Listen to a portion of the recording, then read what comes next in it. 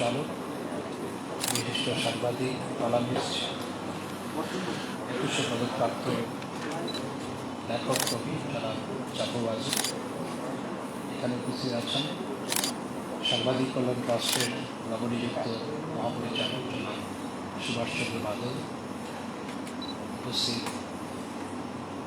পিএবির নতুন পরিচালক সহ অন্যান্য কর্মকর্তাবৃন্দ এবং আজকের আয়োজনে সমবেত সাংবাদিক ভাই বোনেরা যারা সার্টিফিকেট কোর্স করে আজকে যারা সার্টিফিকেট পেতে যাচ্ছেন, সমবেত সুধীমণ্ডলী, সাংবাদিক ভাই বোনেরা সবাইকে আমার আন্তরিক সালাম এবং শুভেচ্ছা। আসলে পৃথিবী এখন অনেকটাই ই লার্নিংয়ের উপর নির্ভরশীল এবং আমরা করোনা কালে ই লার্নিং কতটুকু কার্যকর, কারণ করোনা কালে প্রায় ১.৫ বছর সমস্ত শিক্ষা প্রতিষ্ঠান বন্ধ ছিল, এখনও পুরোপুরি খোলে এবং এই সময় আমরা দেখেছি আমাদের স্কুল, কলেজ, বিশ্ববিদ্যালয়ের শিক্ষার্থীরা তারা কীভাবে অনলাইনে ক্লাস নিয়েছে, অনলাইনে পরীক্ষাও দেখা হচ্ছে। আমি নিজে যেহেতু ঢাকা বিশ্ববিদ্যালয়ে খণ্ডকালীন শিক্ষকতা করি, আমি নিজেও অনলাইনে ক্লাস নিয়েছি, বিদেশে বসেও অনলাইনে ক্লাস নিয়েছি, অনলাইনে আমি পরীক্ষাও দিয়েছি এবং রাজ্যে অনলাইন পরীক্ষা। অর্থাৎ অনলাইনে শিক্ষক কিংবা প্রশিক্ষণ সেটি যে কত বেশি কার্যকর এবং কত বেশি প্রয়োজনীয় সেটি আমরা এই করোনাকালে অনুধাবন করতে সক্ষম হয়েছি এবং এটি আমাদের পক্ষে করা সম্ভবপর হয়েছে। এই জন্যে মাননীয় প্রধানমন্ত্রী বঙ্গবন্ধু কন্যা জননেত্রী শেখ হাসিনার নেতৃত্বে তার সুযোগ্য পুত্র মাননীয় প্রধানমন্ত্রীর তথ্য প্রযুক্তি বিষয়ক উপদেষ্টা সজীব ওয়াজেদ জয়ের ধারণায় মাননীয় প্রধানমন্ত্রীর নেতৃত্বে আমরা আমাদের দেশকে ডিজিটালাইজ করতে পেরেছি, ডিজিটাল বাংলাদেশে রূপান্তর করতে সক্ষম হয়েছে। তো আমি মনে করি যে ই লার্নিং প্ল্যাটফর্ম যেটি পিএবি যেটি প্রতিষ্ঠা করেছে, এটি সাংবাদিকদেরকে প্রশিক্ষণ দেওয়ার ক্ষেত্রে, বিশেষ করে সাংবাদিকরা অনেক ব্যস্ত, প্রত্যেকটা সাংবাদিকেই যারা পেশাদার সাংবাদিক তারা অনেক ব্যস্ত, তাদের পক্ষে নিয়মিত ক্লাস করে কোর্স করা অনেক সময় কঠিন। আবার অনেকে এমন আছে যে তারা কোর্স করতে চায় কিন্তু এখন একটু সিনিয়র হয়ে গেছে, জ্যেষ্ঠ হয়ে গেছে, তাদের পক্ষে ক্লাসে এসে কোর্স করা কঠিন হয়ে দাঁড়ায়, যে তরুণদের সাথে বসে ক্লাস করা কঠিন হয়ে দাঁড়ায়। তো সেই ক্ষেত্রে এই ই লার্নিং প্ল্যাটফর্মটা অত্যন্ত কার্যকর বলে আমি মনে করি এবং এটি অত্যন্ত প্রয়োজনীয়তা রয়েছে এবং এটির প্রতি যে আগ্রহ আছে সেটি বোঝাই যায় যে ৫,০০০ দরখাস্ত করেছিল, সেখান থেকে আজকে মাত্র ১০০ জন সার্টিফিকেট পেতে যাচ্ছে। অর্থাৎ ই লার্নিংয়ের জন্য যে প্রচণ্ড উৎসাহ আছে সেটি সহজেই অনুমেয় দরখাস্তদের সংখ্যা দেখি এবং যে 4টি কোর্সে যে 4টি বিষয়ের উপর কোর্স ই লার্নিং কোর্স চালু করা হয়েছে সেগুলো হচ্ছে basic journalism, investigative journalism, television journalism, development journalism. আমাদের দেশে গত কয়েক দশকে গণমাধ্যমের ব্যাপক বিকাশ ঘটেছে, বিশেষ করে গত 13 বছরে গণমাধ্যমের ব্যাপক বিকাশ ঘটেছে। যেখানে পত্রিকার সংখ্যা ছিল মাত্র 450, সেটি এখন প্রায় 1300-র কাছাকাছি দৈনিক পত্রিকার সংখ্যা। অনলাইন ছিল হাতে গোনা কয়েকটি, সেটি কয় হাজার সেটি পরীক্ষা নিরীক্ষার বিষয়। এবং টেলিভিশন যেটির যাত্রা শুরু হয়েছিল মাননীয় প্রধানমন্ত্রী বঙ্গবন্ধু কন্যা জননেত্রী শেখ হাসিনার মাধ্যমে, সেটিও 13 বছর আগে মাত্র 10টি ছিল, এখন 34টি প্রাইভেট টেলিভিশন অন এয়ারে আছে, আরও কয়েকটি অন এয়ার আসবে এবং কমিউনিটি রেডিও এবং FM রেডিও 22টি লাইসেন্স দেওয়া আছে। FM রেডিও 22টি লাইসেন্সের মধ্যে 14-15টি সম্প্রচারে আছে, এবং কমিউনিটি রেডিও আগে ছিল না, অনেকগুলো কমিউনিটি রেডিও কার্যকর আছে। অর্থাৎ এই সাংবাদিকতা বা গণমাধ্যমের ব্যাপক বিকাশের পাশাপাশি সাংবাদিক সমাজেরও ব্যাপক ব্যাপ্তি হয়েছে, অনেক মানুষ সাংবাদিকতার সাথে যুক্ত হয়েছে। কিন্তু এটির সাথে এটির যে এক্সপোনেনশিয়াল গ্রোথ হয়েছে, সেটির সাথে সাথে যে প্রশিক্ষণ যেটি দরকার ছিল সেটি আসলে হয়নি। সেটি যে হয়নি সঠিকভাবে, সেটি আমরা যারা প্রতিনিয়ত সাংবাদিকদের সাথে কাজ করি আমরা উদাহরণ দিই যে বেসিক জার্নালিজম যে অনেকেরই জানা নেই, সেজন্য বেসিক জার্নালিজম সেটার উপর কোর্স প্রবর্তন অত্যন্ত গুরুত্বপূর্ণ। একজন সাংবাদিকের দায়িত্ব হচ্ছে সঠিক বিষয়কে তুলে আনা এবং সঠিক বিষয়টাকে সমাজের সামনে তুলে ধরা, সত্যটাকে তুলে ধরা, সেটি হচ্ছে একজন সাংবাদিকের দায়িত্ব। সাংবাদিককে অনেক প্রতিবন্ধকতার মধ্যে কাজ করতে হয়। প্রথম প্রতিবন্ধকতা তাকে মোকাবেলা করতে হয় ইন হাউস প্রতিবন্ধকতা, তার নিজের ঘরে প্রতিবন্ধকতা। নিজের ঘরে যেমন সাংবাদিকরা এগুলো বলতে পারে না, আমি তাদের পক্ষ হয়ে কথাগুলো বলছি, যে নিজের ঘরের প্রতিবন্ধকতা, যেমন যেই ঘরে তিনি কাজ করেন তিনি একজন মালিক। এখন দেখা যাচ্ছে কোনো একটা রিপোর্ট করতে গিয়ে সেটি সরাসরি মালিকের গায়ে না লাগলেও মালিক গোত্রীয় মানুষের গায়ে লাগছে, তখন সেখান থেকে একটি প্রতিবন্ধকতা আসে। আবার অনেক সময় দেখা যায় যে এমন একটি রিপোর্ট করতে বলা হচ্ছে যেটি তিনি করতে চান না, তার বিবেক তাকে বাধা দিচ্ছে সেটি করার ক্ষেত্রে, কিন্তু তাকে করতে বাধ্য করা হয়। আবার অনেক ক্ষমতাবানের বিরুদ্ধে যখন রিপোর্ট করতে যায় তখন তাকে বাধার সম্মুখীন হতে হয়, হুমকির সম্মুখীন হতে হয়। অনেক বিত্তবানের বিরুদ্ধে যখন রিপোর্ট করতে যায় তখন দেখা যায় তাকে বাধার সম্মুখীন হতে হয়, আশপাশ অনেক ভাবতে হয় এবং অনেক ক্ষেত্রে নির্যাতনেরও শিকার হতে হয়। তারপর আমরা সরকারে আছি, সাংবাদিকরা প্রায় বলেন যে সরকারের পক্ষ থেকে অনেক সময় বাধার সম্মুখীন হয়, যদিও সেটি পুরোপুরি সত্য নয়, একেবারে অসত্য সেটিও আমি বলব না। তো সব মিলিয়ে একজন সাংবাদিককে অনেক প্রতিকূলতার মধ্যে কাজ করতে হয়, এবং এই প্রতিকূলতাকে তিনি কীভাবে কাটিয়ে উঠবেন সেটিরও একটি কৌশল তার জানা থাকতে হবে। তো আমি মনে করি যে বেসিক জার্নালিজমের ক্ষেত্রে পিআইবি সেই কৌশলটাও চালিয়ে দিবে। Investigative journalism is very important, কারণ অনুসন্ধানী সাংবাদিকতা এমন অনেক বিষয়কে তুলে আনতে পারে যে বিষয়গুলো অনুন্মোচিত, যে বিষয়গুলো উন্মোচিত হওয়া প্রয়োজন, এবং সেই বিষয়গুলো উন্মোচিত হয়ে গেলে দেশ, সমাজ, রাষ্ট্র উপকৃত হয় এবং সমাজ সেগুলো নিয়ে ভাবে। এজন্য আমি সবসময় ব্যক্তিগতভাবে ইনভেস্টিগেটিভ জার্নালিজমের উপর গুরুত্ব দিই, এবং একজন ইনভেস্টিগেটিভ জার্নালিস্ট তিনি সমাজে অনেক উপকার করতে পারেন। এবং দেখা যায় অনেক অনিয়মের বিষয়, দুর্নীতির বিষয় যেগুলো সহজে দেখা যায়, একজন সাংবাদিক অনেক দিন কাজ করে। এমনও অনেক সাংবাদিক আছে যে 1 বছর ধরে একটি ইনভেস্টিগেটিভ রিপোর্টের জন্য কাজ করে, আরও বেশি অনেক সময় 1 বছর ধরে কাজ করে। তারপর সে 15 মিনিটের প্রোডাকশন হয়, কিংবা 5 মিনিটের প্রোডাকশন হয়, বা পত্রিকার পাতায় 3 কলাম, হাফ পেজ বা আরও ছোট প্রোডাকশন হয়। তো এই কিন্তু সেটি সমাজের যে কত উপকারে আসে, রাষ্ট্রে, দেশের যে কত উপকারে আসে, সেটি অতুলনীয় অনেক ক্ষেত্রে।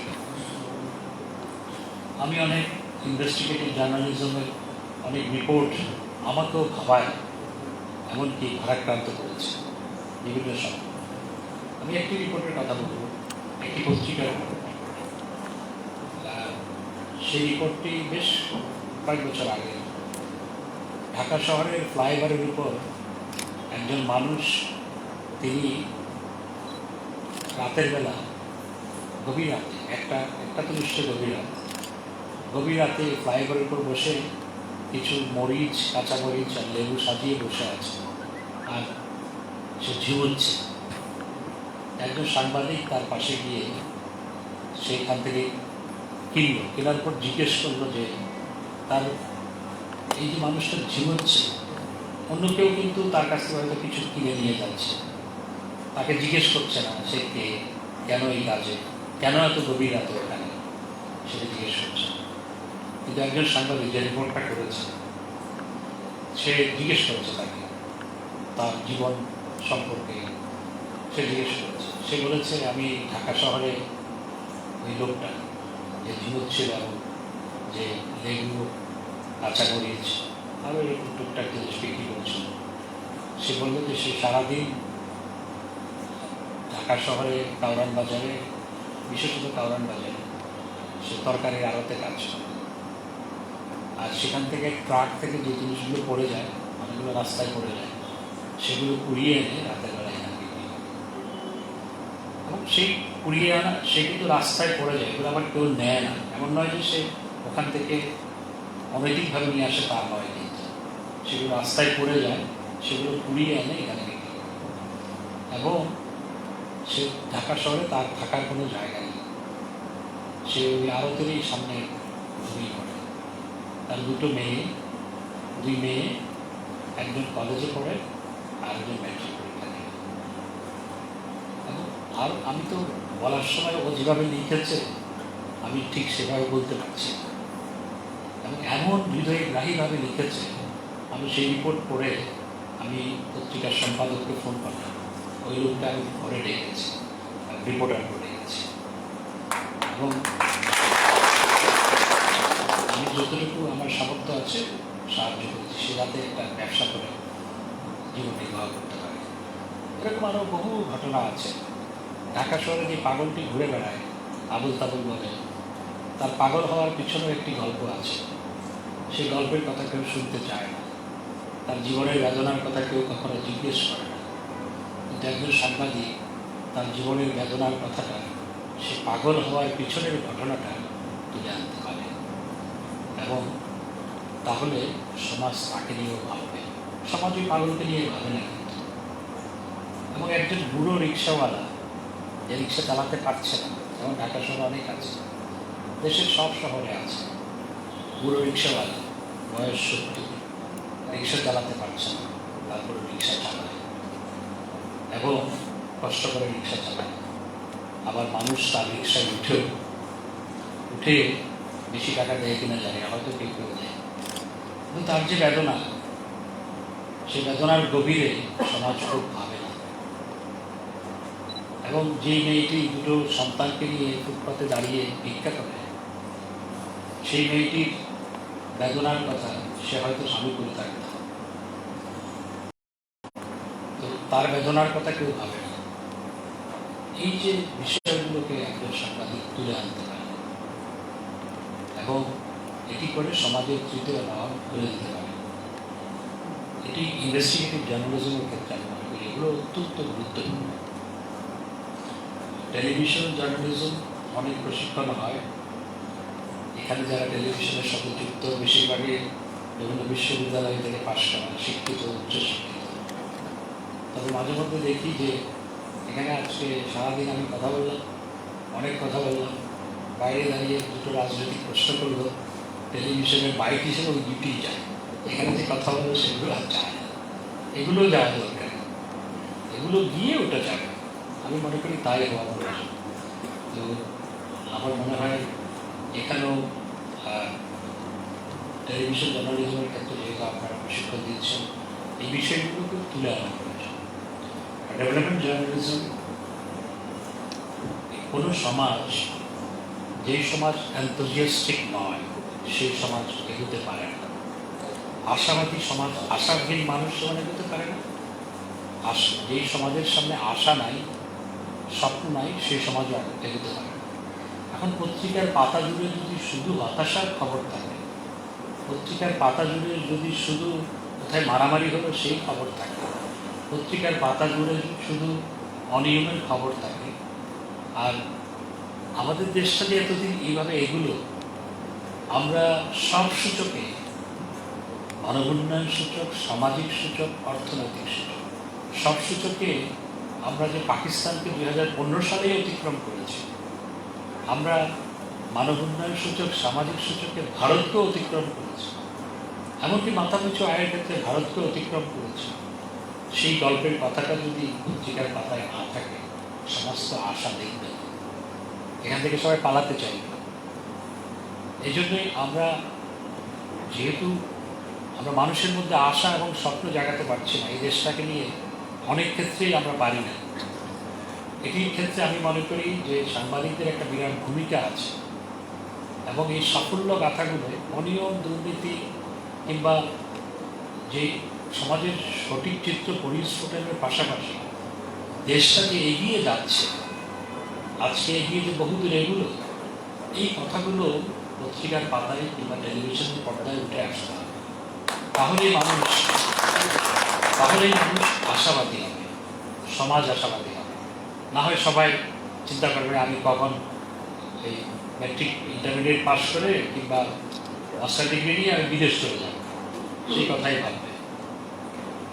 এখন কিন্তু অনেক তরুণ বিদেশ থেকে দেশে চলে আসে, কারণ আমি ইউরোপে মাঝে মধ্যে যখন যাই, তখন অনেকে বলে আমরা এখানে হাড় ভাঙা পরিশ্রম করে 1000 ইউরো কামাই। অনেকে আবার দক্ষিণ ইউরোপে কিন্তু আরও কম, 500 ইউরো ইনকাম করে, 500 ইউরো 600 ইউরো ইনকাম করে, অনেক কষ্ট কিন্তু। তো 500-600 ইউরো মানে 50,000 টাকা কিংবা 60,000 টাকা। আমার দেশে রিক্সাওয়ালাও 20,000 টাকা কামায় অনেক ক্ষেত্রে, তাই না? অন্তত 15,000 টাকা। তো অনেককেই আমি দেখেছি যে তারা এখন ভাবে যে বিদেশে এত কষ্ট করার চেয়ে দেশে চলে আসে। কিন্তু আমাদের গণমাধ্যম কি সেই চিত্রটা উঠে আসছে? আমি আপনাদের কাছেই প্রশ্ন রাখি, এটাও উঠে আসা প্রয়োজন যে আমাদের দেশ যে এখন অনেক দূরে এগিয়ে গেছে।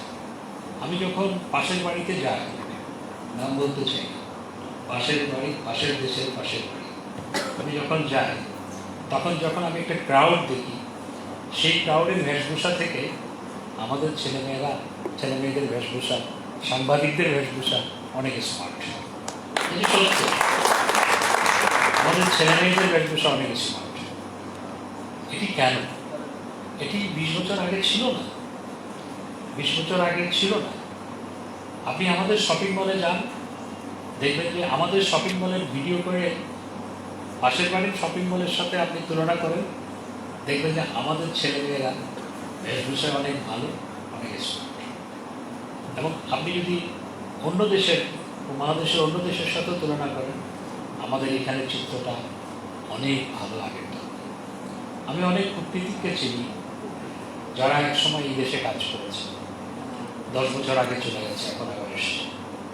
তখন তারা বলে তোমাদের উন্নয়নটা তোমরা দেখতে পাও না, আমরা তো এই উন্নয়নের ভিতর দিয়ে যাচ্ছি। আমার গ্রাম যে বদলে গেছে, আমি কিন্তু যখন পিছন ফিরে তাকাই তখন ভাবি তাই তো, আমার গ্রামটা তো অনেক বদলে গেছে। আমার গ্রামের কথা বলি, আমার গ্রামে আজ থেকে 12 বছর আগে বিদ্যুৎ ছিল না। আমাদের বাড়িতে, আমার গ্রামের বাড়িতে সোলার প্যানেল দিয়ে বিদ্যুৎ উৎপাদন হতো, এতে ফ্যানাল লাইট চলত। এবং শুধু বিদ্যুৎ নয়, কেবল টেলিভিশন এবং ব্রডব্যান্ড কানেকশন আছে। এটা কি ভাবা যায়? আমাদের গ্রাম, একসময়ের কথা বলি, আমাদের গ্রামটা এমন ছিল, চট্টগ্রাম শহর থেকে আমাদের গ্রামে যেতে প্রথমে 30 কিলোমিটারের মতো গাড়িতে যেতে হতো। 30 কিলোমিটার গাড়িতে গিয়ে নৌকায় করে, তখন তো ইঞ্জিন বোট ছিল না, নৌকায় করে প্রায় 1 ঘন্টা নৌকায় চড়ে কর্ণফুলী নদী আড়াআড়ি পার হতে হতো। তারপর 10 কিলোমিটার, তখনকার ট্যাক্সি, এখনকার সিএনজি ট্যাক্সি, তখনকার ট্যাক্সি, যারা বয়সে তরুণ তারা তখনকার ট্যাক্সি দেখে নেয়, তো তখনকার ট্যাক্সি বা রিক্সায় চড়তে হতো। তারপর 3 কিলোমিটার হাঁটতে হতো। আমি 10 কিলোমিটার হেঁটেও আমার গ্রামের বাড়িতে গেছি শহর থেকে। সেই গ্রাম এখন চেনা যায়। আমি আমাদের এলাকায়, এই চিত্র সারা দেশে, আমি আমাদের এলাকায় একটি জায়গা, একটি এলাকা আছে একটি ইউনিয়ন আছে, সেখানে আমি 2 বছর পরে গেলাম। 2 বছর আগে ওখানে কোনো রাস্তা, কাঁচা রাস্তা ছিল, এবং মাননীয় প্রধানমন্ত্রীর উন্নয়নের ছয়ে সেখানে পিচঢালা রাস্তা হয়েছে, পিচঢালা পথ। সেই পিচঢালা পথ দিয়ে যখন যাচ্ছিলাম, দেখলাম যে পাহাড়ের পাদদেশে সুন্দর সুন্দর একতলা দুতলা বাড়ি। আমি নিজের চোখে বিশ্বাস করতে পারছিলাম, এত বদলে গেল। এই বদলে যাওয়াটা দেখে যে 10 বছর পরে আসে, যে বিদেশ গেছে 10 বছর পরে সে তার গ্রাম চিনতে পারে না, যে বিদেশ গেছে 10 বছর পরে সে যখন আসে শহর চিনতে পারে না। আমি ফেনী শহরে, আমার কথা বলছি, আমি ফেনী শহরে 2009-এ যাওয়ার পর প্রায় 10 বছর পর ফেনীর উপর দিয়ে এসেছি, বাই রোডে ফেনীর উপর দিয়ে এসেছি, কিন্তু বিমানে এসেছি, কিন্তু ফেনী শহরের ভিতরে ঢোকা হয়নি। আমি 2 বছর আগে ফেনী শহরে যখন আমি ঢুকলাম, এই কি ফেনী শহর, 20 তলা 10 তলা বিল্ডিং, এটা যদি কাউকে চোখ বেঁধে সেখানে ফেলে দেখা আসা হয় ফেনী শহরে, যদি জিজ্ঞেস করা হয় এটা কোন জায়গা, সে বলবে ঢাকা কিংবা চট্টগ্রাম শহরে। এটি বদলে যাওয়া বাংলাদেশ। এই সুতরাং development journalism is very important, এবং একই ক্ষেত্রে কীভাবে ডেভেলপমেন্ট হতে পারে সেটিও নিয়ে আসা করে। আমি উদাহরণ দিচ্ছি শাইখ সিরাজের কথা, একজন শাইখ সিরাজের কথা। তিনি যেভাবে ডেডিকেটেডভাবে কৃষির উপর যে সমস্ত প্রতিবেদন প্রকাশ করে আসছেন, তার প্রতিবেদন দেখে অনেকে উৎসাহিত হয়ে কৃষিতে অনেক অবদান রেখেছে। অর্থাৎ তিনি একজন জার্নালিস্ট, ডেফিনেটলি। এইভাবে একজন ডেভেলপমেন্ট জার্নালিস্ট অনেক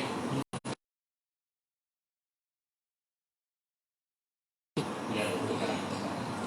তো পিআইবি এই প্রশিক্ষণগুলোর আয়োজন করেছে অনলাইনে, এই জন্য পিআইবিকে ধন্যবাদ জানাই। তা আমি আশা করব এই প্রশিক্ষণের মাধ্যমে আজকে যে গণমাধ্যমের ব্যাপক বিকাশ ঘটেছে, এই বিকাশের সাথে সাথে যে অনেক সাংবাদিকরা, তরুণরা এটার সাথে যুক্ত হয়েছে, তারা সঠিক প্রশিক্ষণ পাবে। সঠিক প্রশিক্ষণের মাধ্যমে তারা এই প্রশিক্ষণকে কাজে লাগিয়ে দেশ গঠনে, সমাজ গঠনে, দেশ উন্নয়নে, দেশের তৃতীয় নয়ন করে দেওয়ার ক্ষেত্রে সমাজের অনুন্মোচিত বিষয়গুলোকে উন্মোচিত করে দায়িত্ববানদের সামনে তুলে ধরার ক্ষেত্রে বিরাট ভূমিকা রাখবে। এই প্রত্যাশা রেখে আমি আমার বক্তব্য শেষ করছি। জয় বাংলা, জয় বাংলা।